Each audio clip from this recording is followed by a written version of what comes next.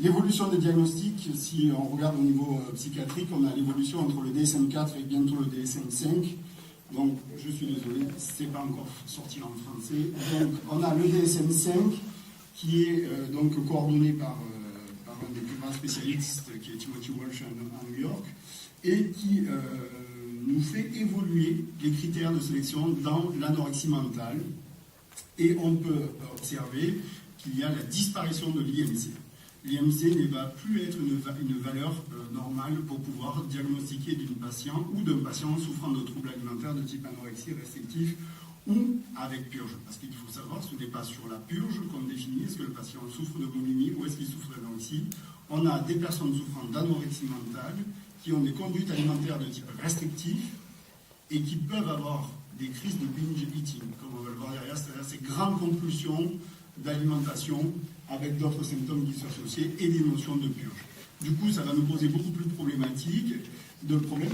c'est que le patient qui souffre d'anorexie mentale, classiquement, vous allez le repérer très vite vis-à-vis de cet état de dénutrition que vous allez observer, avec des situations au niveau des IMC catastrophiques. Alors, je vous invite à aller sur le site de la Haute Autorité de Santé, puisque nous avons édité 3 fiches signalétiques de prise en charge précoce, de stratégie de soins. Moi, j'ai travaillé dans la stratégie de soins en ambulatoire et la prise en charge au niveau de l'hospitalisation. Et vous avez tous ces petits critères qui vont être intéressants.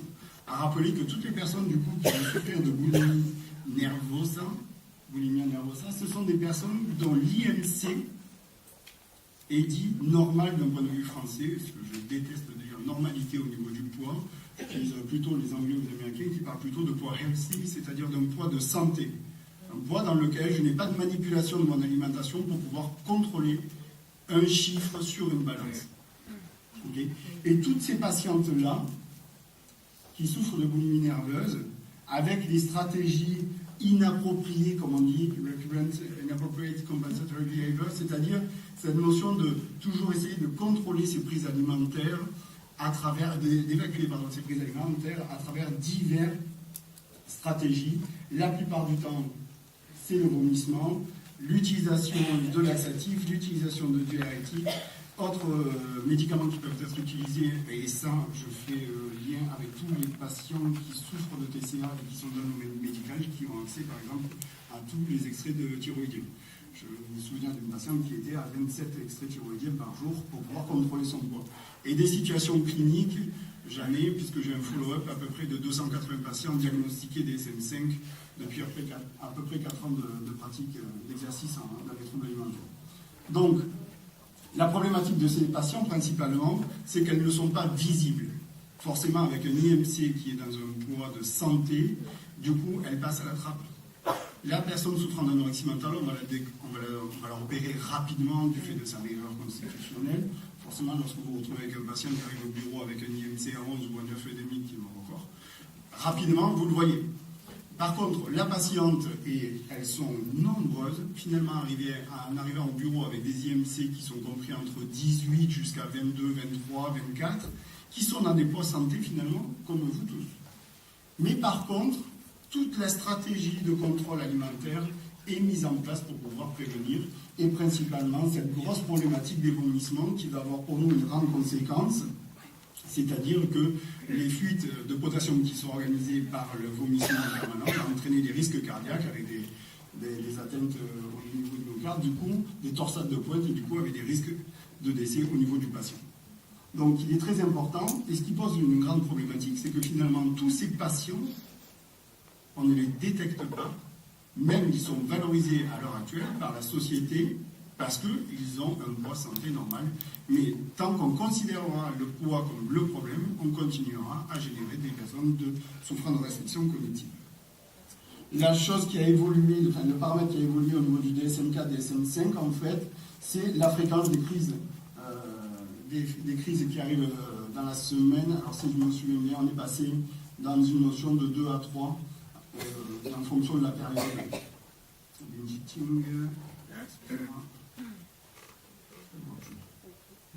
On était passé de 3 à 2, once 3 months, et que ça apparaît à peu près 2 fois dans la semaine. Ce qui fait qu'en fait, on abaisse les critères Et on va se retrouver avec des patients qui ont de plus en plus de troubles alimentaires. Un autre trouble alimentaire, peut-être que vous avez entendu parler, c'est ce qu'on appelle les BED, les Binge Eating Disorder. C'est-à-dire ce sont ces patients qui, eux, vont se retrouver, à la différence des patients souffrant de boulimie, avec conduite de vomissement, par exemple. Ces patients-là vont se retrouver avec un IMC qui est au-delà de la normale. C'est-à-dire soit elles sont en surpoids, ces personnes-là, soit elles sont dans une obésité. Et là, on va retrouver la notion de crise de binge eating, je vais y venir là-dessus, plus quelques paramètres pour diagnostiquer ces patients. Alors, la crise de boulimie, ce qu'on appelle le binge eating, vous avez le binge drinking, maintenant la problématique chez les jeunes qui consomment de l'alcool à outrance, c'est quand même une quantité d'aliments qui ne peut pas être consommée par la normale par n'importe quel individu, qui va atteindre des sommes caloriques pouvant dépasser les 3-4 000 calories dans la prise alimentaire. Il n'y a pas de stratégie de choix de l'aliment. Et ça, c'est vraiment important de comprendre que le patient subit son comportement. Il y a vraiment une perte de contrôle, c'est-à-dire qu'elle ne va pas décider d'un seul coup d'aller compulser sur l'aliment qu'elle s'était interdit. Ça, on est plutôt dans une notion de restriction cognitive, mais on est plutôt avec des patients qui peuvent manger de tout, jusqu'à des aliments congelés, qui sont encore congelés, qui peuvent basculer dans des conserves, qui peuvent basculer dans vider le frigo. Voilà. C'est ça une crise de binge eating, ça dure à peu près un peu moins de 2 heures. Et on voit bien les patients qui souffrent de ce type-là de comportement, qu'elles sont dans une bulle. Il n'y a pas la peine d'essayer d'arrêter la crise, vous n'y arriverez pas.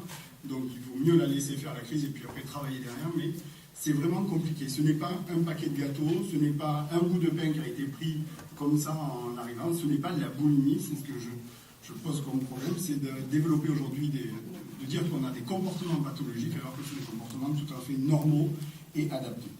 Les binge eating disorder, là aussi, si je parle en termes de prévalence, on sera à peu près un peu moins de 10% de la population. Sur la boulimie, on est à peu près à 5% de la prévalence de la population, en termes de prévalence, et au niveau de l'anorexie mentale, on est à peu près à 1%, d'une manière générale.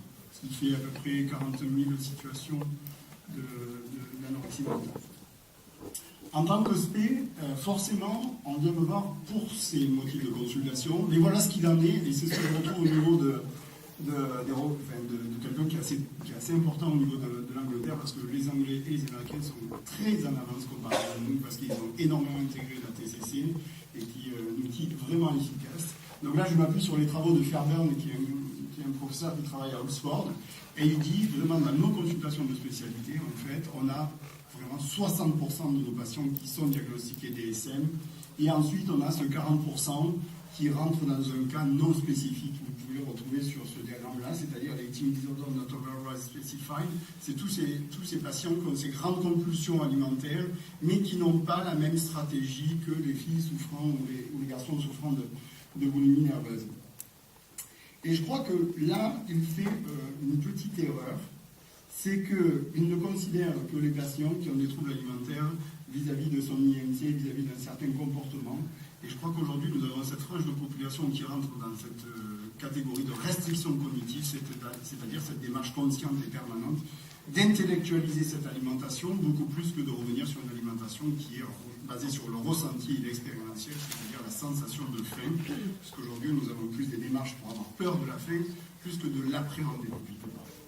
Et continuer, voilà pourquoi je voulais développer ce matin, je pense qu'on prend le même chemin que finalement les États-Unis ou les autres pays qui ont échoué au niveau de la prévention de l'obésité, parce que nous continuons à focaliser la problématique sur le poids en pensant